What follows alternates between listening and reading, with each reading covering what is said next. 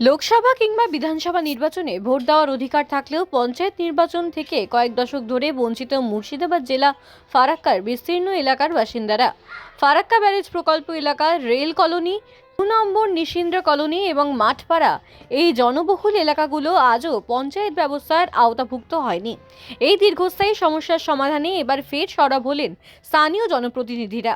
বুধবার মুর্শিদাবাদ জেলা পরিষদের সদস্য মহসিনা খাতুনের প্রতিনিধি শহীদুল আলম ফারাক্কার বিডিও অফিসে একটি লিখিত স্মারকলিপি জমা দেন। এলাকার বাসিন্দাদের এই দীর্ঘদিনের বঞ্চনার কথা তুলে ধরে দ্রুত প্রশাসনিক পদক্ষেপের দাবি জানানো হয়। ফারাক্কার এই নির্দিষ্ট এলাকাগুলি মূলত কেন্দ্রীয় সরকারের অধীনস্থ হওয়া এখানে গ্রামীণ স্বায়ত্তশাসন বা পঞ্চায়েত ব্যবস্থা কার্যকর নেই। ফলে বাসিন্দারা নাগরিক পরিষেবা, শংসাপত্র বা স্থানীয় উন্নয়নের ক্ষেত্রে পঞ্চায়েতের সুবিধা থেকে বঞ্চিত হন। লোকসভা ও বিধানসভায় ভোট দিলেও নিজেদের পাড়ায় উন্নয়নের জন্য পঞ্চায়েত প্রতিনিধি নির্বাচনের সুযোগ পান না তারা। উল্লেখ্য, প্রায় 3 বছর আগে মালদা জেলায় অনুষ্ঠিত এক প্রশাসনিক বৈঠকে ফারাক্কার প্রাক্তন বিধায়ক মইনুল হক এই বঞ্চনার বিষয়টি মুখ্যমন্ত্রী মমতা বন্দ্যোপাধ্যায়ের নজরে এনেছিলেন। মুখ্যমন্ত্রী তৎক্ষণাৎ প্রশাসনিক কর্মকর্তাদের বিষয়টি খতিয়ে দেখার নির্দেশ দিয়েছিলেন, কিন্তু তারপরেও কয়েক বছর কেটে গেলেও বাস্তব চিত্র বদলায়নি। এদিন বিডিও অফিসে স্মারকলিপি জমা দিয়ে প্রতিনিধি শহীদুল আলম জানান, মুখ্যমন্ত্রীর নির্দেশের পরেও কেন এই এলাকাগুলো এখনো পঞ্চায়েতভুক্ত হলো না তা বোধগম্য নয়। বাসিন্দারা সব ধরনের কর দিলেও স্থানীয় সরকারের সুবিধা পাচ্ছেন না। আমরা চাই দ্রুত সীমানা নির্ধারণ করে এই এলাকাগুলোকে পঞ্চায়েতের অন্তর্ভুক্ত করা হোক, যাতে সাধারণ মানুষ তাদের গণতান্ত্রিক অধিকার ফিরে পায়। বিডিও অফিস সূত্রে খবর, বিষয়টি ঊর্ধ্বতন কর্তৃপক্ষের কাছে জানানো হবে এবং আইনি ও প্রশাসনিক জটিলতা কাটানোর চেষ্টা করা হবে। এখন দেখার এই আন্দোলনের ফলে ফারাক্কার কয়েক হাজার বাসিন্দা তাদের দীর্ঘদিনের প্রতীক্ষিত পঞ্চায়েত ভোটের অধিকার ফিরে পান কিনা।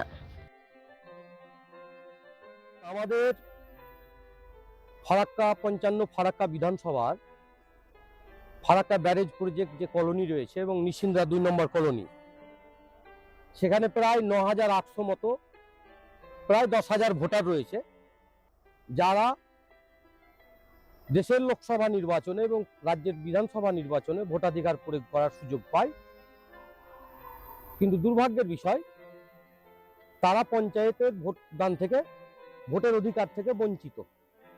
এবং দীর্ঘদিন ধরে আমরা লড়াই সংগ্রাম করছি।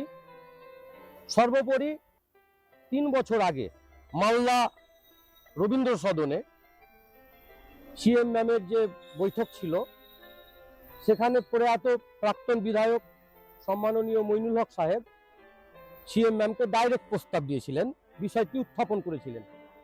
তিনি সঙ্গে সঙ্গে তৎকালীন মুর্শিদাবাদ জেলার ডিএম রাজস্বী স্যারকে বলেছিলেন বিষয়টি দেখবার। পরবর্তীকালে আমরা অপেক্ষা করেছিলাম যে হয়তো এবার হয়ে যাবে, আশা করেছিলাম। ব্যারেজ কলোনির মানুষ, নিশিন্দ্রা কলোনির মানুষ খুব আশায় বুক বেঁধেছিল যে তারা পঞ্চায়েত ভোটে ভোটাধিকার প্রয়োগ করার সুযোগ পাবে এবং রাজ্য সরকারের যে সমস্ত সুযোগ সুবিধা, সামাজিক প্রকল্পগুলো, সবগুলো সুবিধা তারা পাবে এবং পঞ্চায়েত নির্বাচনে তারা অংশগ্রহণ করতে পারবে।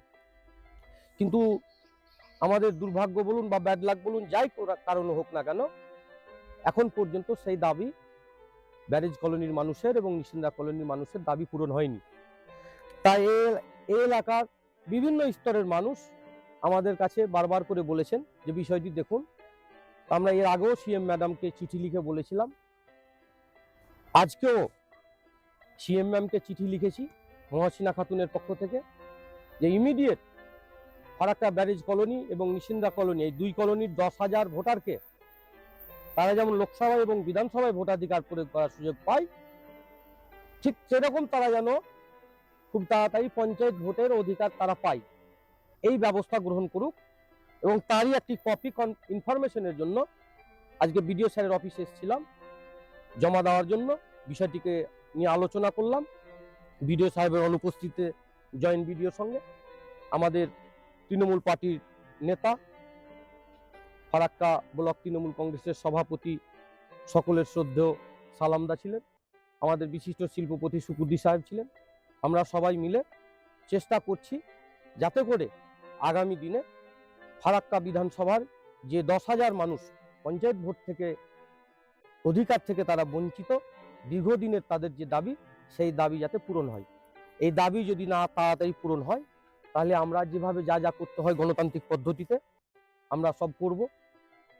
এবং আমরা আত্মবিশ্বাসী যে আমরা সেই বঞ্চিত 10,000 মানুষের পাশে আমরা রয়েছি, আগামী দিনে থাকব এবং যতদূর যেতে হয় এদের পঞ্চায়েতে ভোটাধিকার ফিরিয়ে তবেই আমরা থামবো। যে কোনো মূল্যে আমরা ফারাক্কার এই 10,000 মানুষের পঞ্চায়েতে ভোটাধিকার আমরা প্রদানের জন্য যা যা করার করব। শুরুটা করেছি, একবারে শেষ পর্যন্ত সাফল্য আনা পর্যন্ত আমরা আছি এবং সবাইকে অনুরোধ করব পাশে থাকার জন্য। আগামী দিন এই বিষয়টি নিয়ে আমরা লড়াই, আন্দোলন, সংগ্রাম যা যা করতে হয় করব। গণতান্ত্রিক এবং পিসফুল পদ্ধতিতে আন্দোলন করব, সংবিধানকে সামনে রেখে। এবং মনে রাখবেন, মমতা ব্যানার্জি রাজ্যের মুখ্যমন্ত্রী এবং তিনি গণতন্ত্রের মানুষ কন্যা, স্বাভাবিক এবং গণতন্ত্রের সংস্কারকও বটে। স্বাভাবিকভাবেই মমতা ব্যানার্জির নেতৃত্বেই এই ফারাক্কার বঞ্চিত মানুষেরা ভোটাধিকার ফিরে পাবে বলে আমরা আশাবাদী। সবাই ভালো থাকুন, সুস্থ থাকুন।